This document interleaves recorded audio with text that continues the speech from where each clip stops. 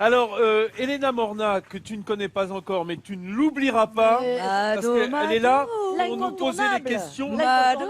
Vas-y. Personne Eh, ne vas-y, sait répondre à j'écoute. ces questions. Vas-y, Après les j'écoute. turfistes, on s'intéresse aux Vas-y, j'écoute. boulistes. Oui. Et alors? C'est quand même le 10e sport pratiqué en France, faut Ouais. savoir, la Ouais. pétanque. Ma question, Ouais. c'est de savoir, savez-vous depuis quand est pratiqué le jeu de pétanque tel qu'on le connaît aujourd'hui? 48 ans. Il y a 100 ans. Le Moyen-Âge. Il y a 100 Au ans. moins 150 ans. Il y a 100 Non, ans, 100 on ans n'est pas et quelques loin. années Il y a un peu plus 103, de Depuis qu'ils ont- 120, depuis qu'ils 120. ont- Écoutez la Il y a pas de réponse de Mado. Depuis qu'ils ont inventé le Ricard. Il n'y a pas de Ricard sans les boules. En tout cas, les Alors, il est fabricants, pas loin. Le pastis, le en pastis. tout cas, les fabricants historiques datent de 1904 à Marseille. Alors, des pétanques. c'est pas loin. C'est à La C'est Ciotat. précisément 1907, effectivement, Ah, ben voilà, Frédéric, il est pas Oh loin. là là, à La bravo. Ciotat, et ça a été officialisé en 1910. C'est quoi l'histoire? Puisque on jouait avec les boules depuis bien longtemps, c'est-à-dire qu'avant il y avait le jeu provençal. Ouais. Et le champion du jeu provençal, il s'appelait Jules Lenoir. Et puis il se trouve qu'un jour, Jules Lenoir, il décide de changer les règles. Pas pourquoi? Tout simplement parce que le pauvre Jules Lenoir, champion de jeu provençal, il est perclus de rhumatisme et il est quasiment handicapé.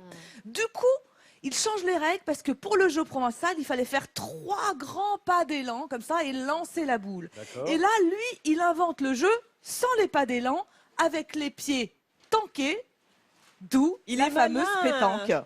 Oh là Ah, là, bien sûr, Elena les règles à son Morna. Alors, Pétanqué. après la pétanque, on s'intéresse à ça.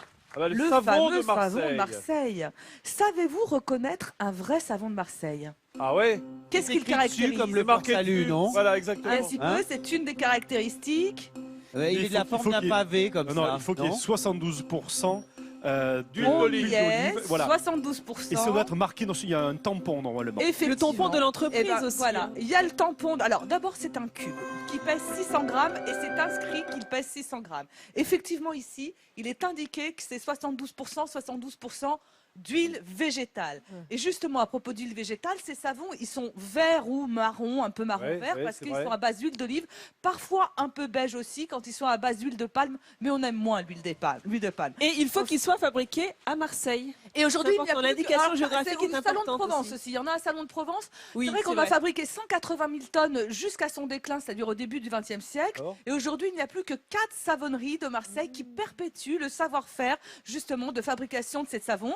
Donc effectivement, chaque face du cube a une indication, ou la marque, ou effectivement les 72%, ou le poids, donc 600 grammes. Et comme Et il il y a- est très gras, on peut se laver les cheveux avec. Et il y a une croyance populaire qui dit aussi, non, il n'est pas gras, il est très bon, il est bactéricide, il est impeccable Oui, pour non, les mais quand bébés. je dis gras, ça Et il y a arrive. une pas croyance mauvais, oh là populaire. là. Ah oui, il y a une croyance populaire qui dit d'ailleurs que si vous avez des crampes, vous en mettez un savon de Sous le Marseille matelas. dans le lit et paraît. fini les crampes.